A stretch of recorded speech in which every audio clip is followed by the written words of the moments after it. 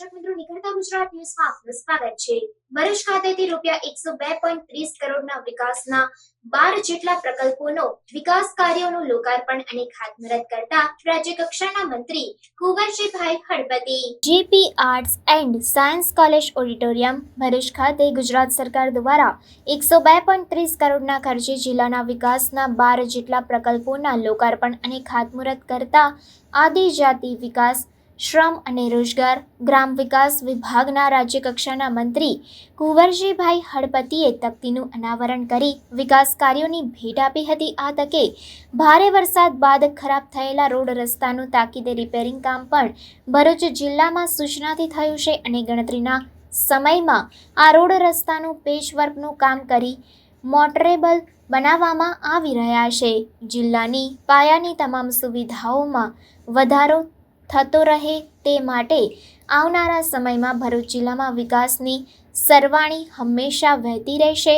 ભરૂચ જિલ્લામાં રૂપિયા 102.30 કરોડની માતબર રકમના કામની સરકારે ભેટ આપી છે। આપણા મૃદુ અને મક્કમ એવા મુખ્યમંત્રી ભરૂચના વિકાસ માટે અનેક કામો આપ્યા છે। મુખ્યમંત્રીની સહૃદયતા અને સરળતા છે કે પ્રજાના ગમે તે કામો લઈને જઈએ તો તે આપણને શાંતિથી સાંભળે છે અને દરેક સમસ્યાનું સમાધાન અને નિરાકરણ લાવે છે।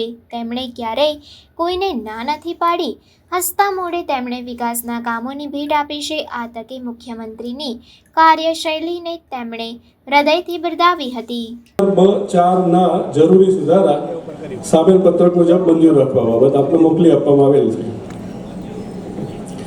એ પછી એક ટેબલ એજન્ડા આપને બધાને આપવામાં આવ્યો છે।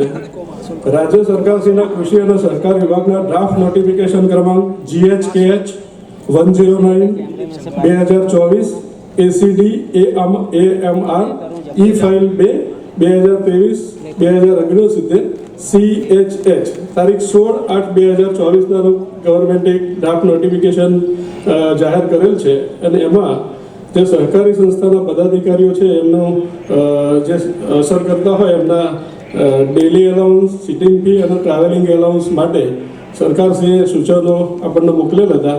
એ નિયત સમય મર્યાદામાં આપણે એમને મોકલી દીધેલ છે અને સામાન્ય સભાની મંજૂરી માટે અત્રે રજૂ કરેલ છે। 16/8 આપણે જે સૂચન કર્યું છે એ સિટિંગ એલાઉન્સ 600 રૂપિયા હતો, એનો 2500 રૂપિયાની ભલામણ કરેલી।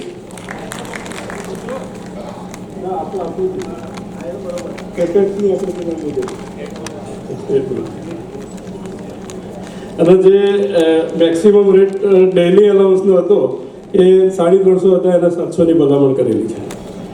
ટ્રાવેલિંગ એક્સપેન્સ છે એ ગવર્મેન્ટના અધિકારીઓને મુજબ જેમ જેમ એમાં સુધારો વધારો થાય એવી રીતે મંજૂર થાય, પણ અત્યારે ડીઝલ ગાડી માટે 10 રૂપિયા અને પેટ્રોલની ગાડી માટે 11 રૂપિયાની ભલામણ કરવામાં આવી છે અને આપણી મંજૂરી માટે મૂકવામાં આવે છે।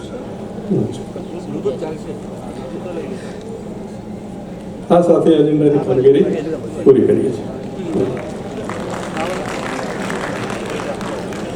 Thank you so much, Chief Executive Officer Kutkumaso Shriman Dineshbhai Suthar.